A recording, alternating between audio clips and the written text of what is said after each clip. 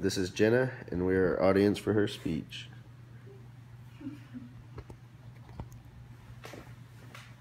Alright. Hi, my name is Jenna Llewellyn, and I'm a sophomore at Blinn College studying to get my degree in wildlife and fisheries. When I first started classes here in Bryan, I had the intentions of studying criminal justice and hopefully fulfilling a career as an investigator. I always found myself watching the shows The First 48 and Criminal Minds. That's how much I loved it.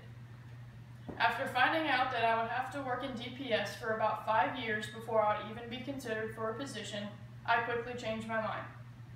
I knew I still wanted to work with law enforcement because that's where my heart's at. I have a passion for fishing, love being a service to the community, and helping in every way I can. Therefore, I decided to combine the two and start studying to become a game warden. As I will mention later in the speech, getting a job as a game warden is going to be very challenging because it's a very popular industry. A lot of men and women, especially women right now, are going for this job. Studying and working for this job is really going to test my competitiveness because they are particularly looking to hire women. But before I can be hired, I must have 90 college hours and be accepted into the academy. Otherwise, I won't even be considered for the job. This will already separate me from everyone else who doesn't have the drive to learn as much as they can about this career and eventually graduate college. Being a sophomore, I have just begun my journey to become a game warden. I will continue to take classes to get my 90 hours and then join the academy. My biggest quality that defines me is competitiveness. Whether it's just playing a game of horse or seeing who can catch the most fish, I'm trying my hardest to beat the other person. Growing up in a small Texas town, playing sports was the main thing all the kids did and was my biggest passion. It didn't matter if you played soccer, baseball, volleyball, or even competed in fishing tournaments. The community was always there to support. And of course, I can't leave out my biggest supporters, my family. They were the ones that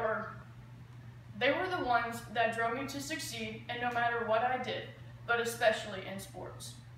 Throughout high school, my dad was my biggest influence when it came to my competitiveness and me playing volleyball. I wanted to do whatever I could to get a scholarship to play in college, but I knew I couldn't do it alone. My dad stepped up and put me through 2 seasons of club volleyball in Houston to get some of the biggest colleges to watch me play. Without him being there and supporting me through the years, I never would have received any emails or phone calls from college recruiters to come play for them. I firmly believe my dad made me as competitive as I am today by him always telling me to never accept anything less than success. Yes, everyone wins some and everyone loses some, but you will never succeed if you get comfortable with losing. And I believe everyone would be a little more successful if they have a little bit of competitiveness inside them. In the kind of world we live in today, we have to compete for the things we want, whether it be for a higher position at work or the spot on the field.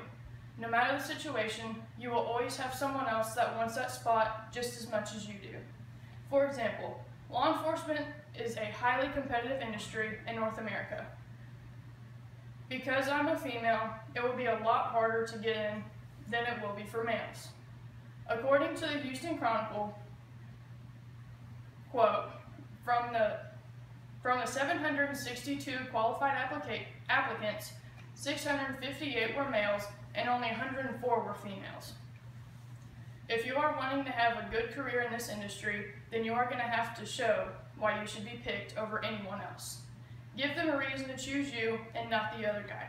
Nothing is handed to you these days. Everything you get you must work for and earn it. Even in the older days when everyone had to hunt for their food for every meal. If they didn't go out and kill that one buffalo before the other group did, then they didn't eat at all. In this generation, we may not have to worry so much about the food competition, but the competition in money, or property, or even businesses. All in all, I am very thankful that my dad instilled all of this competitiveness in me at a young age. Growing up and playing multiple sports and always trying to be the best was never easy, but I'm very lucky that I have my dad there next to me, pushing me. I will always look back on everything this great man has done for me, along with the rest of my family. I hope everyone has that little bit of competitiveness inside them to help them succeed in their future. Thank you. You just